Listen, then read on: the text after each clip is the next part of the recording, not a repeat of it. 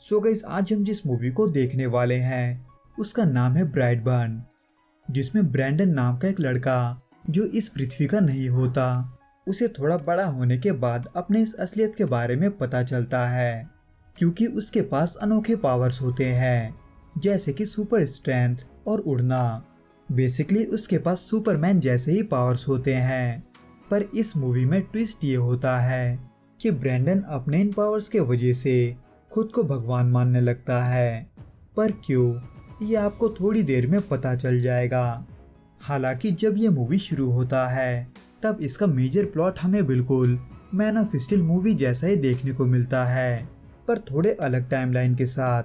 यानी कि ये मूवी शुरू होता है सन 2006 से, जिसमें हमें ब्राइडबर्न के जंगलों में एक स्पेसशिप क्रैश होता हुआ दिखता है, जो कि ठीक एक कपल के सामने होता है जिनका नाम होता है टोरी और काइल, जो कई कोशिशों के बावजूद भी खुद का बच्चा नहीं कर पाते। इसलिए जैसे ही उन्हें उस स्पेसशिप में एक बच्चा दिखता है, वो लोग उसे गोद ले लेते हैं और उसका नाम रखते हैं ब्रैंडन, जिसको वो अपने बेटे जैसा ही पालते हैं। इसलिए वो इस बात को छुपाए रखने के लिए कि वो उनका असली बेटा नहीं है, वो ब्रैंडन को उनके बांड में जाने से मना कर देते हैं, क्योंकि उस बांड में उन्होंने उसका स्पेसशिप छुपा कर रखा था, जो कि इन सब बातों से अनजान अपने स्कूल लाइफ में बिजी होता है। हालांकि वो चुपचाप और सभी से दूर रहने वाला एक लड़का होता है, पर वो अपने क्लास के सबसे स्मार्ट लड़कों में से एक होता है, जिसके वजह से कुछ लड़के उसे किताबी कीड़ा बोलकर उसका मजाक भी उड़ाते हैं। पर उसकी क्लासमेट केटलिन ऐसा नहीं करती, बल्कि वो ब्रैंडन को और भी स्मार्ट बनने के लिए इनकरेज करती है, जिसके वजह से ब्रैंडन मन ही मन में उसे पसंद करने लगता है। खैर, इन सब के बाद जब ब्रैंडन यही कोई 12 साल के आसपास हो जाता है, तब अचानक से उस बांध में वो स्पेसशिप एक्टिवेट हो जाता है, जो कुछ अजीब तरह की आवाजें निकालता है, जिसके वजह से ब्रैंडन, जो कि सो रहा होता है, वो अचानक से उठकर अपने कमरे से नीचे कूद जाता है और उस बांध के तरफ बढ़ता है, जहां टोरी इन सब से अनजान उस बांध की तरफ जाती है, क्योंकि उसको बांध में से कुछ आवाज सुनाई देता है। पर वहां जाकर वो ये देखती है कि वो आवाज और कोई नहीं बल्कि ब्रैंडन कर रहा है, एक दरवाजे को बार बार पीटकर। हालांकि टोरी उसे कई बार बुलाती है, पर होश में ना होने की वजह से ब्रैंडन कोई भी जवाब नहीं देता। लेकिन जैसे ही टोरी के छूने से वो होश में आता है, वैसे ही वो डर के मारे टोरी के गले लग जाता है, ये बोलते हुए कि उसने वहां से कुछ आवाज आते हुए सुना था, जिसके बारे में टोरी काइल को भी बताती है। पर वो दोनों ही ये सोचकर कुछ नहीं करते कि शायद वो नींद में चल रहा था। पर उसके अगले दिन जब काइल ब्रैंडन को घास काटने का काम देता है, तब ब्रैंडन उस लॉन मोवर को स्टार्ट करने की कोशिश में उस लॉन मोवर को ही दूर फेंक देता है, जैसे कि वो कोई खिलौना हो। हालांकि ब्रैंडन को अब भी उसके पावर्स के बारे में नहीं पता होता, पर जैसे ही वो उस लॉन मोवर के तरफ जाता है, उसे फिर से वैसे ही आवाजें आने लगते हैं जैसा उसने पिछले रात को सुना था, जिसको सुनकर वो उस लॉन मोवर के ब्लेड में अपना हाथ डाल देता है, पर उसे कुछ नहीं होता, उल्टा वो लॉन मोवर ही खराब हो जाता है। इन शॉर्ट, यहीं से ब्रैंडन को अपने काबिलियत के बारे में पता चलने लगता है।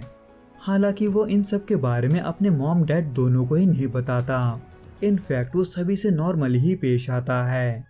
पर इस दौरान जब वो सभी मिलकर ब्रैंडन का 12वां जन्मदिन सेलिब्रेट कर रहे होते हैं, तब ब्रैंडन अपने डैड यानी कि काइल के बातों से गुस्सा होकर उसे पलट के जवाब देना शुरू करता है, जो कि यहीं पर नहीं रुकता, बल्कि ब्रैंडन अब धीरे धीरे उन दोनों के ही बातों को मानना बंद कर देता है। जिसमें इसी दौरान जब टोरी ब्रैंडन को बुला रही होती है, तब वो उसके बातों का कोई भी जवाब नहीं देता। इसलिए ये देखने के लिए कि आखिर ब्रैंडन ऐसा बर्ताव क्यों कर रहा है, काइल उसके पास जाता है, पर वो पास आते ही ये देखता है कि ब्रैंडन एक चम्मच चबा रहा है, जो कि एक बार फिर से अपने होश में नहीं होता। इसलिए ये समझने के लिए कि आखिर ब्रैंडन के साथ क्या हो रहा है, वो सभी एक हंटिंग ट्रिप पर जाते हैं। पर वहां जैसे ही अंधेरा होता है, ब्रैंडन वैसे ही चोरी छुपे केटलिन के घर जाता है, उसे अपने फीलिंग्स के बारे में बताने के लिए। पर केटलिन आधी रात को ब्रैंडन को अपने घर में देखकर उल्टा डर जाती है। इसलिए ब्रैंडन किसी के नजरों में आने से पहले ही वहां से चला जाता है। हालांकि इसके वजह से उसके अगले दिन स्कूल में कुछ नहीं होता, पर रात होते ही ब्रैंडन एक बार फिर से अजीब हरकतें करना शुरू कर देता है। इन शॉर्ट, काइल ब्रैंडन को उसके फार्म के मुर्गियों को घूरते हुए पाता है, जो कि वैसे तो तब ठीक होते हैं, पर उसके कुछ घंटों बाद जब सभी सो रहे होते हैं, तब काइल मुर्गियों के आवाज को सुनकर बाण के तरफ जाता है। पर वहां जाकर वो देखता है कि उन सभी मुर्गियों को किसी ने मार दिया है।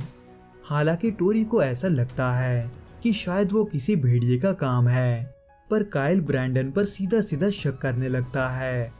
लेकिन इन सबसे अनजान उसके अगले दिन ब्रैंडन सभी के साथ स्कूल में खेल रहा होता है, जिसमें केटलिन भी होती है, जो कुछ रात पहले हुए किस्से को याद करके ब्रैंडन को नीचे गिरा देती है, ये कहते हुए कि वो एक ठरकी है जो चोरी छुपे लड़कियों के घरों में घुसता है। जिसको सुनकर ब्रैंडन को गुस्सा आने लगता है। इसलिए जैसे ही केटलिन उसके टीचर के बात को सुनकर ब्रैंडन को उठाने के लिए हाथ बढ़ाती है, ब्रैंडन वैसे ही उसका हाथ बुरे तरीके से कुचल देता है। लॉन्ग स्टोरी शॉर्ट, इसके वजह से स्कूल वाले ब्रैंडन को 2 दिन के लिए सस्पेंड कर देते हैं, जबकि केटलिन की माँ ये चाहती थी कि पुलिस वाले उसे गिरफ्तार कर ले। पर अब जब ऐसा नहीं हुआ था, तो ऐसे में केटलिन की माँ ब्रैंडन और उसके मॉम डैड को काफी भला बुरा बोलकर चली जाती है। इसलिए वो दोनों ही घर लौटकर, यानी कि टोरी और काइल, ये सोचने की कोशिश करते हैं कि वो ब्रैंडन को काबू में कैसे कर सकते हैं, क्योंकि ब्रैंडन को लेकर सिचुएशन दिन ब दिन और भी बिगड़ता जा रहा था, जो कि सही भी होता है, क्योंकि उसी रात ब्रैंडन उस आवाज को सुनकर फिर से उठता है और उस बाण में जाकर फाइनली उस स्पेसशिप को देख लेता है। हालांकि वो एक बार फिर से अपने होश में नहीं होता, पर जैसे ही टोरी बाण से रोशनी आता देख बाण की तरफ जाती है, वो तब ब्रैंडन को उड़ता हुआ देखती है, जो एक ही चीज बोल रहा होता है, दुनिया पे कब्जा करने का। पर जैसे ब्रैंडन टोरी के बुलाने पर होश में आता है, वो वैसे नीचे गिरते हुए स्पेसशिप से टकराकर खुद को जख्मी कर लेता है, जो कि ब्रैंडन के लिए बिल्कुल नया होता है, क्योंकि उसको चोट लगने पर आज तक एक भी बार खून नहीं निकला था। खैर, अब जब ब्रैंडन ने उस स्पेसशिप को देख लिया होता है, तो ऐसे में टोरी ब्रैंडन को सब कुछ बता देती है, ये भी कि वो उसका बेटा नहीं है। जिसको सुनकर ब्रैंडन उसको बर्दाश्त नहीं कर पाता और गुस्से में केटलिन के माँ के पास जाता है, जो अपने शिफ्ट को खत्म करके घर लौटने ही वाली होती है, कि तभी ब्रैंडन उसे डराते हुए तड़पाकर मार देता है, जैसे कि मानो ये उसके लिए कोई खेल हो। क्योंकि उसके अगली सुबह वो टोरी और काइल से ऐसे पेश आता है कि मानो कुछ हुआ ही ना हो, यानी कि ब्रैंडन उन दोनों को ये दिखाने की कोशिश करता है कि उसे इससे कोई फर्क नहीं पड़ता कि वो स्पेस से आया है या नहीं, वो अब भी उनका ही बेटा है। जो कि ब्रैंडन के मुंह से ये सब सुनकर खुश हो ही रहे होते हैं कि वही दूसरे तरफ उस डाइनर में जहाँ ब्रैंडन ने केटलिन के माँ को मारा था, वहाँ के शीशे में पुलिस को ब्रैंडन का बनाया हुआ एक सिंबल मिलता है। और ब्रैंडन, जो कि फिलहाल अपने आंटी यानी कि काउंसलर के ऑफिस में होता है, क्योंकि ब्रैंडन ने जो स्कूल में किया था उसको लेकर के ब्रैंडन कैसा फील करता है, ये उसकी आंट यानी कि मैरी को जानने के बाद उसके मानसिक हालात को समझते हुए एक रिपोर्ट बनाकर पुलिस को देना होता है। पर अब जब मैरी को ब्रैंडन का मानसिक हालात ठीक नहीं लगता, तो वो ऐसे में जिस रिपोर्ट को पुलिस के पास भेजने की बात करती है, उससे ब्रैंडन और भी गुस्सा हो जाता है। इसलिए उसी रात जब उसका अंकल नोवा उसके डैड के साथ एक क्लब में होता है, तब ब्रैंडन मौका देखते हुए मैरी के घर जाता है, उसे ये समझाने के लिए कि वो उसका रिपोर्ट पुलिस को ना दे। पर मैरी उसकी बातों को ना मानकर उसे घर जाने को बोलती है, लेकिन ब्रैंडन फिर भी चोरी छुपे उसके घर में घुसकर उसे मारने की फिराक में होता है। पर तभी नोवा को घर आता देख वो अलमारी में छुप जाता है, लेकिन नोवा उसे उसके क्रीपी मास्क के साथ देख लेता है, जो कि गुस्सा होकर उसे घर ले जाने लगता है। पर इस डर से कि नोवा उसके पेरेंट्स को सब कुछ बता देगा, ब्रैंडन हीट विजन से उस पर हमला करके वहां से भाग जाता है। लेकिन नोवा फिर भी ब्रैंडन के घर की ओर बढ़ता है, ये जानने के लिए कि आखिर ब्रैंडन ये सब कैसे कर सकता है। पर इससे पहले कि नोवा उसके घर तक पहुंच पाता, ब्रैंडन रास्ते में ही नोवा के गाड़ी को उठाकर पटकना शुरू कर देता है, जिसकी वजह से नोवा का मुंह फटकर उसका जबड़ा वहीं पर अलग हो जाता है और वो मर जाता है। लेकिन वहां से जाने से पहले ब्रैंडन एक बार फिर से अपना सिंबल बनाता है। खैर, अब जब बहुत रात हो चुका था और ब्रैंडन का घर में कोई भी पता नहीं था, तो टोरी और कायल ऐसे में परेशान होने लगते हैं। हालांकि ब्रैंडन उसके थोड़ी देर बाद ही घर लौट आता है, पर वो इतना देर बाहर रहने का जो कुछ भी रीजन देता है, उसको सुनकर उन दोनों को ये समझने में वक्त नहीं लगता कि ब्रैंडन झूठ बोल रहा है, पर किसको लेकर वो अब भी इससे अनजान होते हैं। लेकिन उसके थोड़ी देर बाद ही उन्हें हॉस्पिटल से मैरी का फोन आता है, जो उनको नोआ के एक्सीडेंट के बारे में बताती है। पर इस दौरान वो बातों बातों में उनसे ये पूछती है कि ब्रैंडन घर पहुंचा है या नहीं। इन शॉर्ट, मैरी को अब भी ऐसा लगता है कि ब्रैंडन तभी उसके बातों को सुनकर घर चला गया था जब उसने जाने को बोला था। पर अब जब ऐसा नहीं था, तो कायल को ये यकीन होता है कि ब्रैंडन ने ही ऐसा किया है। पर जैसे ही कायल ब्रैंडन को सब कुछ सच सच बोलने को कहता है, वैसे ही ब्रैंडन उसे दीवार में दे मारता है। इसलिए ये कंफर्म करने के लिए कि नोवा को उसने मारा है या नहीं, कायल ब्रैंडन के रूम की तलाशी लेता है, जहां उसे ढूंढने पर खून से सना हुआ एक टी शर्ट मिलता है। पर टोरी को ये सब बताने पर भी टोरी कायल के बातों पर विश्वास नहीं करती। इसलिए इस मामले में कायल खुद को अकेला समझकर एक हंटिंग ट्रिप के बहाने ब्रैंडन को ठिकाने लगाने का सोचता है, जिसमें इस दौरान जब ब्रैंडन कायल की तरफ पीठ करके बैठा होता है, तब कायल मौका पाकर ब्रैंडन के सर में गोली मारता है। लेकिन ब्रैंडन को उससे खरोच भी नहीं आता। पर अब जब ब्रैंडन को कायल का असली मकसद पता चल जाता है, तो ऐसे में वो कायल को, यानी कि अपने पिता को भी मारने से नहीं हिचकिचाता। वो उल्टा अपने पिता के आंखों में देखते हुए हीट विजन से उसका भेजा उड़ा देता है, जो कि चल ही रहा होता है कि उसके दूसरे तरफ टोरी के घर में पूछताछ के लिए पुलिस आती है, क्योंकि उन्हें नोआ के एक्सीडेंट के पास भी वही सिंबल मिला था जैसा कि उन्हें कैथलीन के माँ के पास मिला था, जो कि होता है डबल बी का एक सिंबल, यानी कि ब्रैंडन ब्रायर। पर अब जब पुलिस के पास कोई भी ठोस सबूत नहीं होता, तो ऐसे में वो वहां से चले जाते हैं। लेकिन जैसे ही टोरी ब्रैंडन की नोटबुक को चेक करती है, उसे वहां पर वही सिंबल दिखाई देता है जैसा कि वो पुलिस वाला उसे दिखा रहा था। यानी कि टोरी फाइनली कायल के बातों को सच मानने लगती है।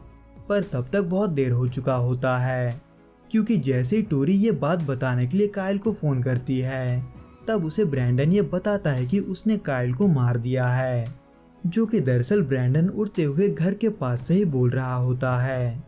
इसलिए वो फोन को रखते ही टोरी को भी मारने जाता है, जो इस दौरान घर के आर पार उड़ते हुए घर को भी तोड़ने लगता है, जिससे घबराते हुए टोरी जल्दी से पुलिस को फोन करती है। लेकिन पुलिस वाले उस जगह को देखकर ये नहीं समझ पाते कि वहाँ क्या चल रहा है। पर इससे पहले कि वो कुछ समझ पाते, ब्रैंडन तभी उनमें से एक के आर पार चला जाता है, यानी कि चीथड़े उड़ा देता है। फिर वो देखते ही देखते दूसरे पुलिस वालों को भी पटक पटक के जान से मार देता है। हालांकि इस दौरान टोरी, जो अपना जान बचाकर भाग रही होती है, उसे तभी वो पल याद आता है जब ब्रैंडन को स्पेसशिप में गिरने के वजह से चोट लगा था। इन शॉर्ट, स्पेसशिप का मेटल उसे चोट पहुंचा सकता था। इसलिए टोरी उस स्पेसशिप का एक टुकड़ा तोड़कर ब्रैंडन को मारने के लिए उसको इमोशनल करके अपने पास लाने की कोशिश करती है। पर इससे पहले कि वो ब्रैंडन को मार पाती, ब्रैंडन उसको बीच में ही रोक लेता है और उसको अपने साथ उड़ाकर हजारों फीट ऊपर से फेंक देता है, जिसमें इसी दौरान ब्रैंडन एक प्लेन को भी अपने घर के पास क्रैश करवा देता है, जिसके वजह से न्यूज वाले ऐसा बताने लगते हैं कि उस प्लेन के पैसेंजर्स के अलावा वहां के कुछ निवासी, यानी कि टोरी और कायल भी प्लेन क्रैश में मारे गए हैं।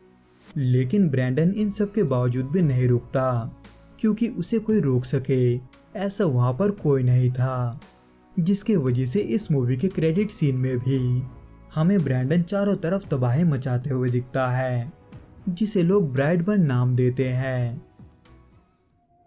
तो दोस्तों इस वीडियो में बस इतना ही। मैं आपसे फिर मिलूंगा कुछ नए और ऐसे ही अनोखे मूवीज के साथ। अगर आपको ये वीडियो पसंद आए तो प्लीज इस वीडियो को लाइक, शेयर और प्लीज इस चैनल को सब्सक्राइब जरूर करें। Till then goodbye and be safe.